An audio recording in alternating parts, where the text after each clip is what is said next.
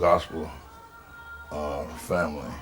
My dad was a Pentecostal minister, and my mom was a church missionary and all that. So I got into the blues through the back door. I mean, I wasn't allowed to play blues at home. And just the last 20 years, my dad, he saw that I was going to do it anyway. I mean, and my very first LP, Bad Situation, I did a rough mix on it at home. After he listened to one or two cuts, he said, "Well, son, I think you got a record there, you know." And that really inspired me, and I went on into it. I was a guy that always tried to pretty much please my parents, you know. I felt like that I wouldn't be successful in anything that I did against their will, you know. But he finally gave me his blessing. I got started in the music industry kind of late for that simple reason, because I always wanted a family band, and of course I kind of like waited for my kids to grow up. After they got off into it, they saw the advantages. I mean, other kids their age didn't have the things that they had as a result of them playing music, making their own money, and then they was having fun doing it.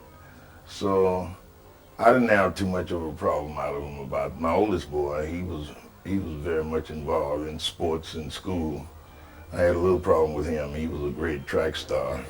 But I don't have any regrets, you know, because if I got started earlier myself, well then I might have not brought my sons along, you know. So if I can't take it any further, I'm looking forward to them taking it all the way. Oh yeah.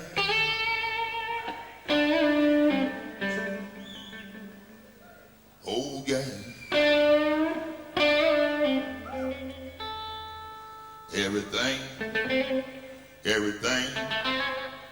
Everything gonna be all right this evening.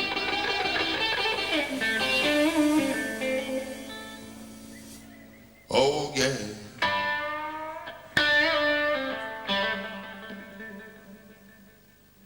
Woo!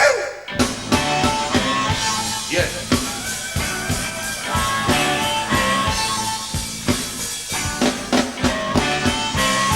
Hey, when I was a young boy, at the age of 5, my mother said I was gonna be the greatest man of life. Well, Muddy Waters was my greatest influence. Muddy was the first man that I ever heard play blues live. I'd heard records, you know, but Muddy was the first fella that I heard sitting down playing blues for a party, you know. I wasn't allowed to go to those places, but I slipped off and I went to hear him one night. He was playing for a Friday night fish fry, we called them back during those days. And that's when the blues bug first hit me. I must have been about 13 years old at that time. So from that very night until this day, I've been trying to do blues. I tell people just about everywhere I go, had not it been for Muddy Waters, Big Daddy Kinsey never would have become a blues man. That's just how dedicated I was to him. I hadn't been too long got to Chicago. I still had some fright and a whole lot of excitement from being in the big city.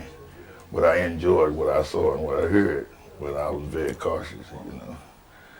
Everybody that I heard was really from where I grew up, but they went to Chicago looking for work.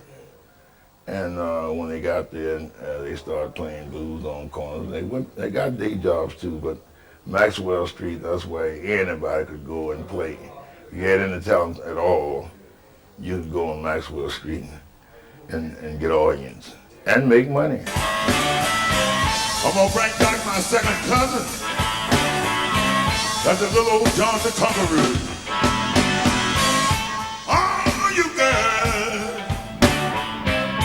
sitting out there lying. I can make love to you, honey,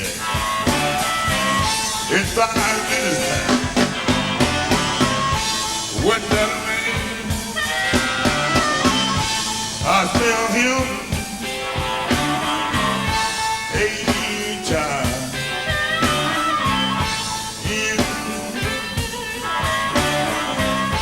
Hurry!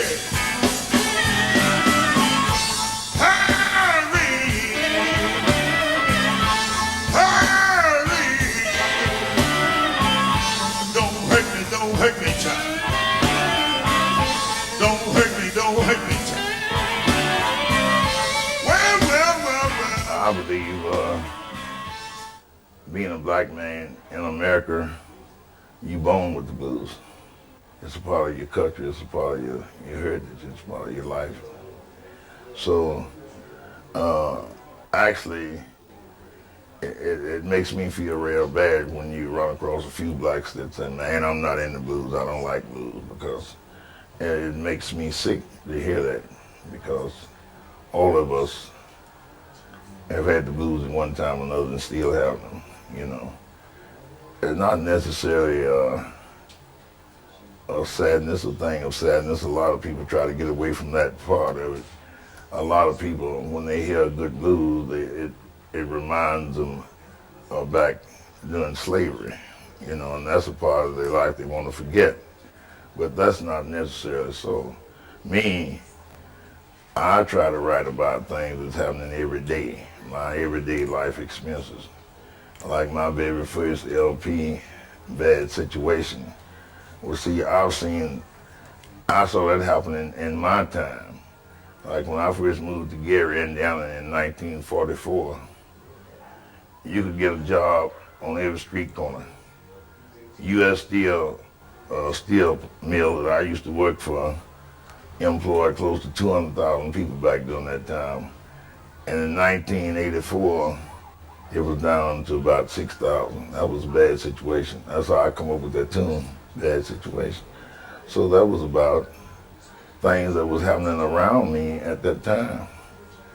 So it could have meant sadness to some of the people that lost their jobs and whatnot, but it was a fact.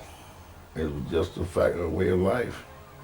And that's what I try to write about. I try to, when people hear me, I mean my own original stuff, I like for them to get a message out of it.